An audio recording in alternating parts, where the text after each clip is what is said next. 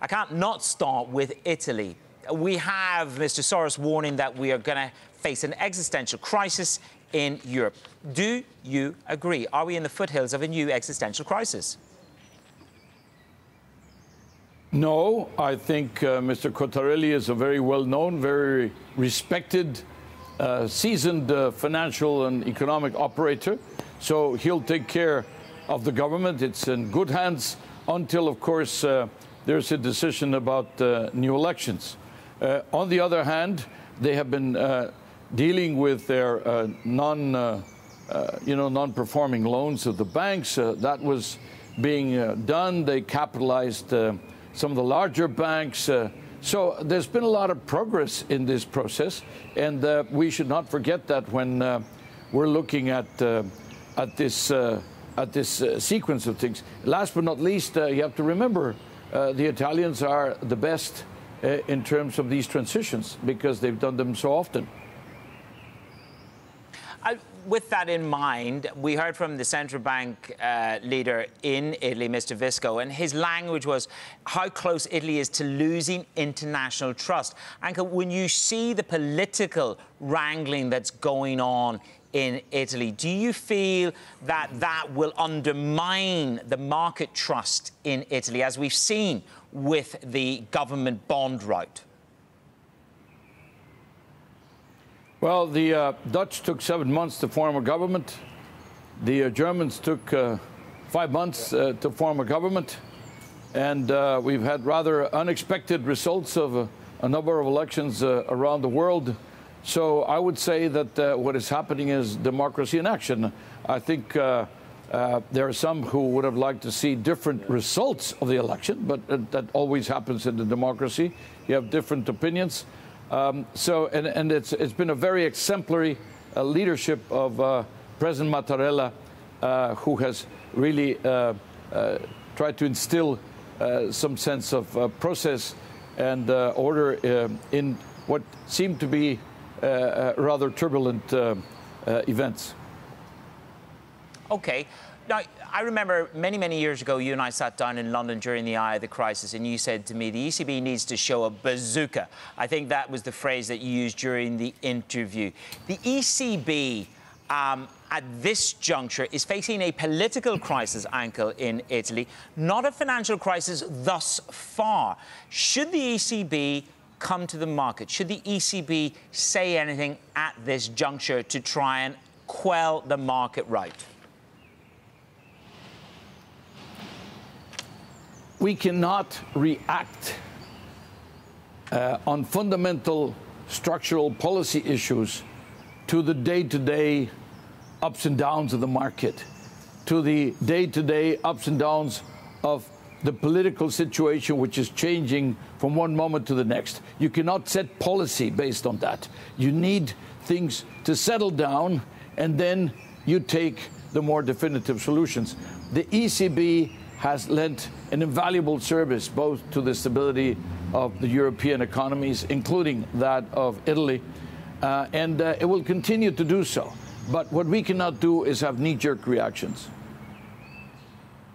Did Mattarella do the right thing, really, by rejecting the elected body's choice of finance minister? Yanis Varoufakis was with us yesterday, and he said, look, you know, he defied democracy, and he put another technocrat in place that yields to the will of Northern Europe. Yanis is a good friend, but I respectfully disagree with him. I think this is precisely the difference between somebody who's just, doing a job and then a real statesman, a real leader. And that is that when there are consequences about the things that normally would have to be rubber stamped, then you weigh in, you take a decision. And this is exactly what he did. And I think that's quite admirable. Now, you have your report coming out a little bit later on. It's embargoed till 9:30, but I'm going to be cheeky, which is, can you give me a sense? Because everybody's telling me there is a strength of recovery in Europe. It's there. It's strong. You see, I got you to smile, Anke. I got you to smile. So give me the top line. Give me the top line on the report, sir. No, I'm smiling because of the teasing question and the embargo until 9:30. Listen, it's not a very great mystery. What we're going to show is that growth in the world is now scratching the 4% level finally, and it's probably going to stay around the 4% level next year, which is good news. Now, but just to be, sober up a little bit here, go back and remember that we were at 4% before the crisis, so it's taken 10 years just to get back to where we were. So, there are relative issues. We're also celebrating the fact that employment in most countries is up and sometimes even better than it was before the crisis. Again, it took 10 years to get there. So let's pat ourselves in the back for a short while. And then remember that we're running out of monetary policy room.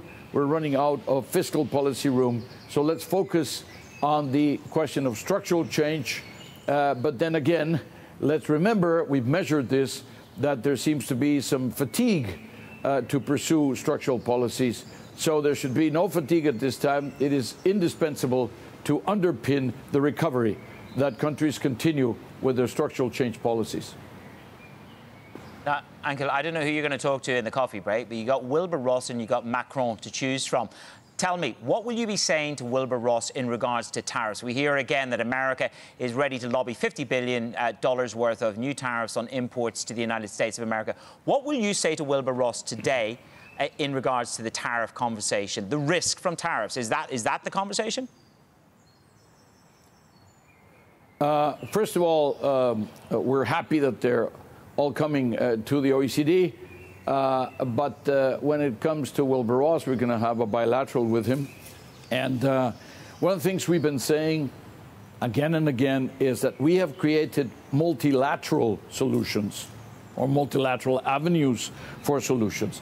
In the case of steel and aluminum, for example, which are the object of these discussions about tariffs, there was created by the G20 a global forum on steel excess capacity. So, and it was confirmed, this was in Hangzhou in the G20, and then it was confirmed in Hamburg.